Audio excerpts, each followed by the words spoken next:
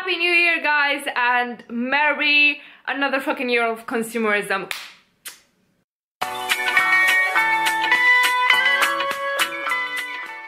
Hello guys, hi, my name is Mia and this is my virtual vanity, a place where we both love makeup and we are quite critical of it. And it's 2019 and I'm entering it pink-haired and pudgier than ever because I have ate my weight in sarmale, potato salad tzatziki, sarmale with tzatziki, which was an unusual combination, but my Greek friend really is onto something regarding that. I've also had salata de boeuf, which is basically vegetables and potato in mayo, which I realize sounds completely disgusting, but it's actually fucking delicious.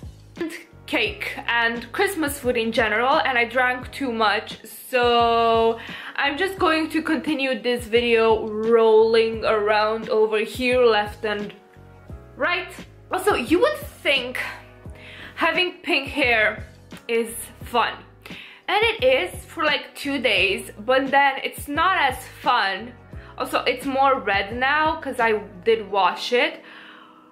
But it was so annoying last week because I kept having to match the hair to my clothes and my makeup, and it was very bothersome when I noticed that some things that I liked wearing as a brunette blondie ombre just did not match my hair. So I'm kind of waiting for this color to fade away so I can return to looking like a basic bitch, to be honest.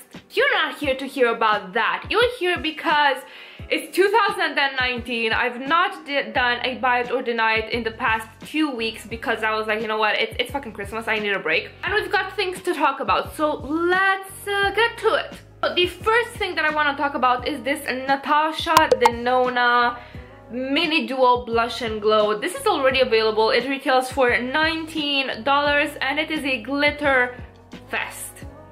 Don't get me wrong, it looks beautiful. If you want to see it in action, one of my friends, Emily, actually reviewed it, so I'm gonna link that below. The blush color is absolutely beautiful. The highlight looks like it will be a glitter bomb.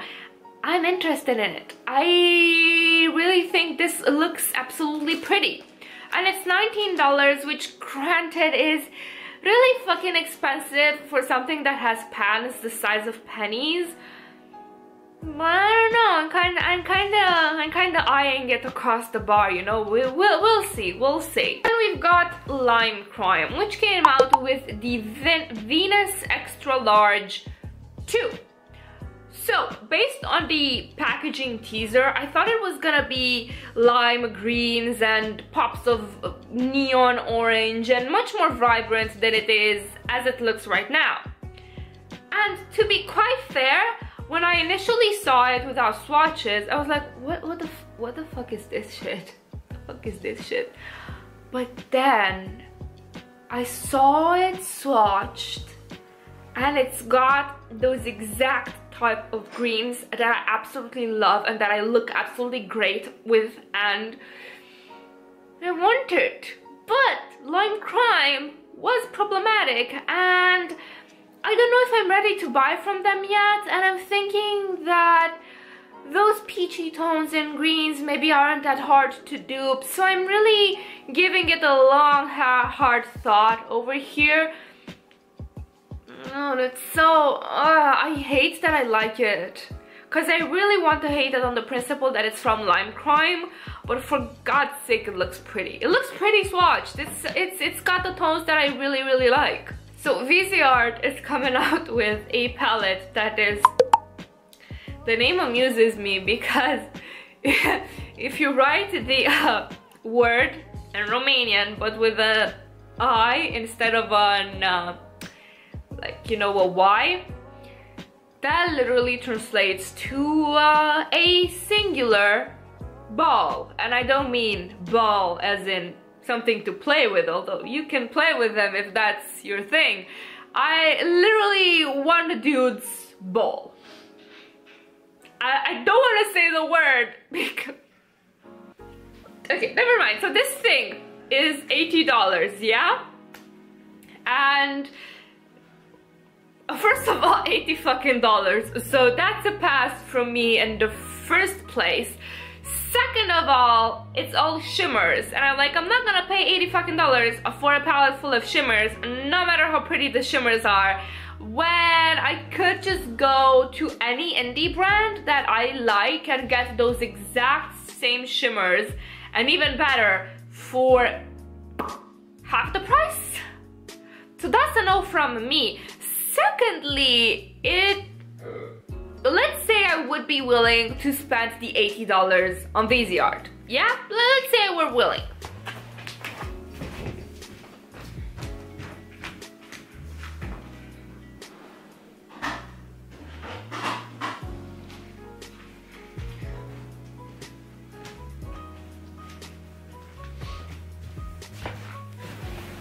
Would still not be very smart of me to buy it for the simple fact that the color scheme reminds me of this.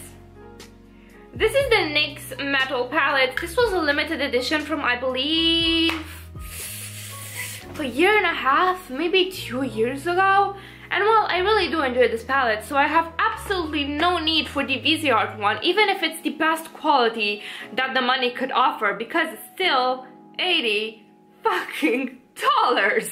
The more reasonably priced side of things, Milani is coming out with a bunch of new stuff. So they've got the face palette, they've got liquid highlighters, they've got the matte bronzer, 3 or 4 shades of matte bronzer actually. They've got a complexion enhancer, they've got liquid lipsticks, they've got bullet lipsticks, they've got mascaras. They've also got a new concealer that's 18 shades, and I'm curious how the gradient on that one will look like. But basically, I am interested in the concealer if it will be available here. I don't like the face palette because it will be really hard to get a proper face brush into those pans. And then let's say that you're the person that enjoys panning things. Not that I know how a pan looks like, because no matter how many efforts I put in, I ain't seeing any. But let's say you're a person that enjoys panning things. Well, good luck panning a blush when it has that triangular shaped pan close to so many other pans without going insane. You go right ahead and try to do that. I'm interested though in the liquid highlighters if they're nice. The bronzers I will pass because there is no physical store here that carries Milani. I get them from an online shop, so I won't be able to swatch the bronzers and know how they look on my skin. And to be honest, I don't want to look orange. e.l.f. came out with an 18 Hit Wonders palette that retails for $14. It's already available. I find this a really pretty mix, a bit of a twist on a rainbow palette where you've got all of the colors of the rainbow. But some are matte, some are shimmers, some are more pastel, some are more neon than others. If this came out here, I would pick it up because it's a steal for the price, and to be quite honest, I've been on the market for a good rainbow palette. Because my BH Cosmetics Take Me Back to Brazil one, it's really starting to fucking annoy me, to be quite honest with you. I've been enjoying it for so long, but I feel that the more I get used to higher quality shadows, the more that one pisses me off immensely. Certif'eye is teasing their new Affinity II palette with a Photoshop mock-up. They usually do this because they want to hear input from their customers before producing the final thing. I find that this is such a beautiful color scheme. Reminds me of a dark and deep lagoon, very mermaidy. I won't be picking this up because I look like shit in those types of greens. I love the blue part. If I could like cut it off in half and just get the blues, sold. But unfortunately, those greens are a no from me. Speaking of another thing that is a no, Urban Decay pulled all of that dramatic naked one funeral soap opera telenovela bullshit and then tried to resurrect it with this bland unseasoned shit, which kind of looks like the sultry palette from Anastasia Beverly Hills. And not only that, but it looks like every knockoff of the naked palettes that you could find on AliExpress and eBay. It's truly amazing how they could fuck up so much that my first thought is that it's not even from the brand. Like when I first saw the teaser, my thought was, Jesus Christ, these dumb makeup news Instagrams, they're going to take seriously an AliExpress fake. Behold my surprise when it's actually genuine. Dude, bro, Urban Decay, you need to chill or fire your creative director and find someone that is actually on top of trends and not like 6 steps behind them. That would be great. Let's talk about a couple of complexion products that are coming out soon.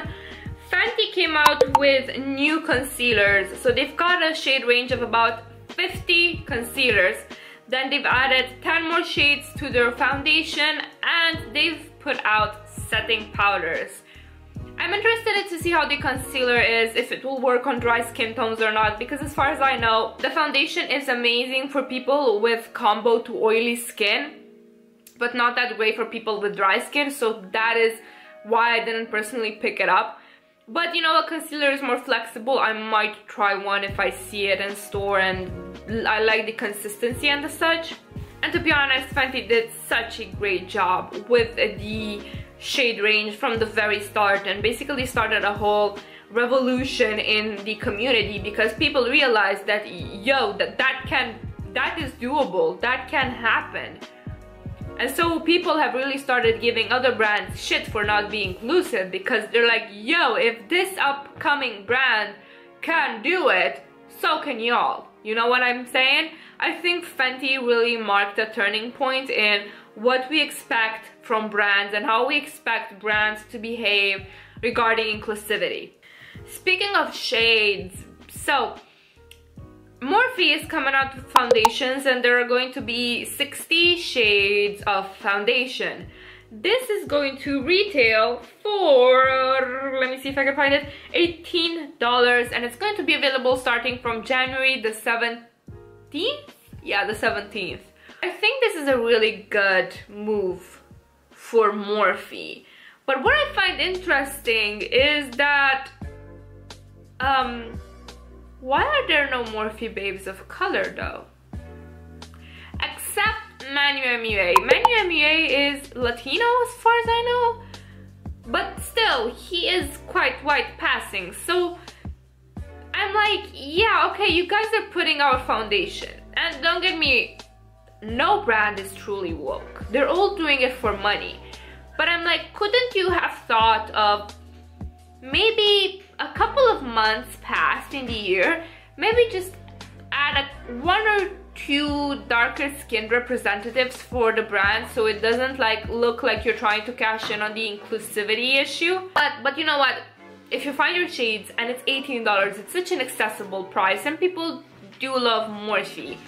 So if you do find your shade, and if the shade gradient and the undertones are gonna be great, I'm not gonna fucking hold that against them. Like, I don't care what the motives behind it are, as long as people finally have access to their shades. So there is that. That was just a thought. Why isn't their social media presence more diverse? But specifically, why didn't anyone in that whole marketing team be like, yo, we're coming out with foundation soon, shouldn't we like be a bit more inclusive until like at least up until we get to the foundation? Nobody thought about that. Just weird and strange to me. They're also coming out with concealers and setting powders, so a very well-rounded release. I'm curious to see actually how the shade ranges are going to perform in real life. But speaking of shades, oh, Makeup Forever, you were the chosen one. I wanted to love you because I got their Water Blend foundation, and it's my favorite so far. Out of all of the stuff that I've tried that's actual foundations and not tinted moisturizer and BB creams, that was my fave. I wanted to fucking love you, Makeup Forever, and you've done fucked up. They came out with concealers, and there are 22 shades for $18. Look at the swatches and tell me what you see wrong. Now, my issue isn't that there are too many light shades. My issue is that there are too few dark shades. So they could keep all of the light shades, but add a couple of shades more for the darker skin tones. Not even the model they swatched it on has a proper match. That is just embarrassing. I mean, yo, you swatched this on actual people and you did not think at one moment in time, yo, our darker model doesn't have a match though. Shouldn't we at least work on that so it doesn't look that bad? What the fuck is up with these brands and their marketing teams? Like, seriously, yeah, hire me. Hire me. I will allow you to cover your ass so well. I will do such a great job. Just give me your money and I assure you 2019, 2020 and other years beyond will be a great year for you. You know, I wanted to get this concealer until I saw the shade range. I was hyped for a concealer from them because I loved the foundation so much and I was like, I can't go wrong giving that a try. Guess you can go wrong. Makeup Revolution is coming out with 4 new primers. Speaking of Makeup Revolution, so they posted a story on their Instagram, or no, I'm wrong. They sent an email to everybody that, you know, was in their, had their newsletter, and they said they released in 2018 950 new products. You all thought I was being dramatic when I said that these brands are whack. You thought that I was being whiny when I said there are way too many fucking releases in one single week. Now you have proof. Who's laughing now in 2019? If one brand came out with 950 new products, almost 3 products every single day of the year, and they think that's brag-worthy. That ain't brag-worthy. That just means you are a conveyor belt of shit. Don't get me wrong, I like Makeup Revolution products. I feel like I always have to say this because then people get up my ass in the comments. Oh my god, you're such a hater. I have so much stuff from them. Shut the fuck up. But seriously, I can both love a brand and call them out on their bullshit, and this is bullshit. Almost 1,000 new products every year is not normal. Should not be normal, should not be normalized, should not even just raise an eyebrow. We should be outraged that one fucking brand thought it was normal and okay to release. I don't, if you filled a room with one of each new product Makeup Revolution put out this year, you would now have a place to step on. You would be like in a ball pool deep of makeup. Not okay. Okay, but let's go back to the primers themselves. So they've got 4 new primers. One is a hydrating one, the other is a blurring one. You've got a mattifying one and a color correcting one. And I kind of want to try these out because they do seem interesting, and I really would like to find a cheaper pore filling alternative to the Cover FX one. MAC is coming out with a monochrome collection. So basically they've got different products centered around some of their iconic shades, such as Heroin, Velvet Teddy, Ruby Woo, Diva, Candy Yum Yum, and Sea Sheer. And honestly, I really want to see these in stores. I might pick up something from the Sea Sheer collection if I like how it looks in my skin, on my skin tone, because it's really pretty. And I like that as a concept as well. It's a fresh concept, and I feel that monochromatic looks don't get the attention they deserve. Especially for the, how to say it, not the makeup lover, but the makeup end user. A monochromatic look is such a great way to look very well put together very easily. And well, MAC, I feel that MAC is something that is known even to people that are not very much into makeup. So this is a really good move for them, because maybe a lot of people are intimidated by color theory and matching a blush to a lipstick and a shadow. So now they just know, oh, this lipstick goes with this blush and I'm good to go. I'm gonna use these for years and years until I'm done. Chinese New Year came and we've got products inspired by it. We've got an hourglass blush that's inspired by the tones in a pig's skin, I guess. And a Becca highlighter that has a pig on it. And I hate these with a passion, because the last thing that I want to think about when I do my makeup is pig. Physicians Formula and Casey Holmes came out with a collab, and the arrangement of this gives me anxiety. Who the fuck thought that was a clever way to package a whole goddamn face palette? Look how much space there is between the product. Look at the two random things wedged there that when you will finish, you will literally have empty space in the palette that's gonna take up space in your vanity. Why did nobody look at this and be like, yo, that arrangement's kinda not quite there yet? I mean, it's maybe me, because I honestly hate when palettes aren't arranged like very pleasing Tetris-like.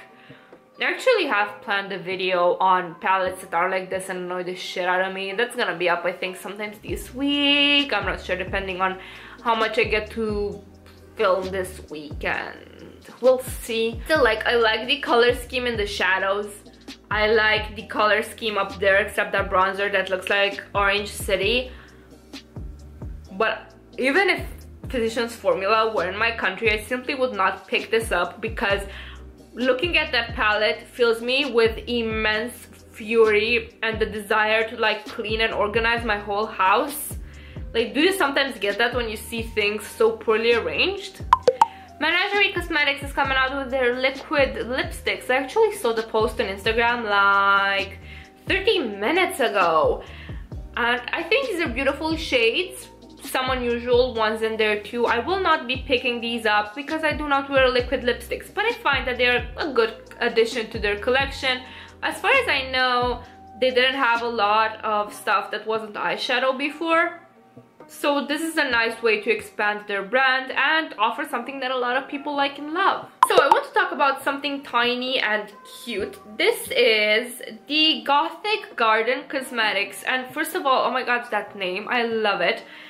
This is the Garden Pond View Quad, and this is so pretty. This is what I was saying when I wanted to see smaller palettes better curated. The name fits, the shades fit. You've got blues, you've got greens, you've got 4 shades that specifically match the concept, and it's so goddamn pretty. Now, I have never tried anything from this brand. I saw them on Instagram, but I really wanted to showcase them here as a positive example of you can do this. You can create tiny color stories that are so goddamn pretty. Okay, beautiful people, that was it for this week. I'm honestly interested to see how crazy these brands will be in 2019. I'm actually kind of curious if they will ride the wave of anti-consumerism and minimalism that most beauty lovers seem to be on lately, at least on YouTube. And we do know these brands closely follow their influencers and influencers in general to see how the fuck they can sell more shit to us. I'm curious to see if they will capitalize on this trend or if they will just be even more frantic with releasing shit out of a fear of becoming irrelevant. Let me know your predictions down below. I'm really curious to see what you guys think about this. Also, will you be picking up anything? What did you think of the new releases this week? Let me know. See you guys next time. Thank you so much for watching. Bye.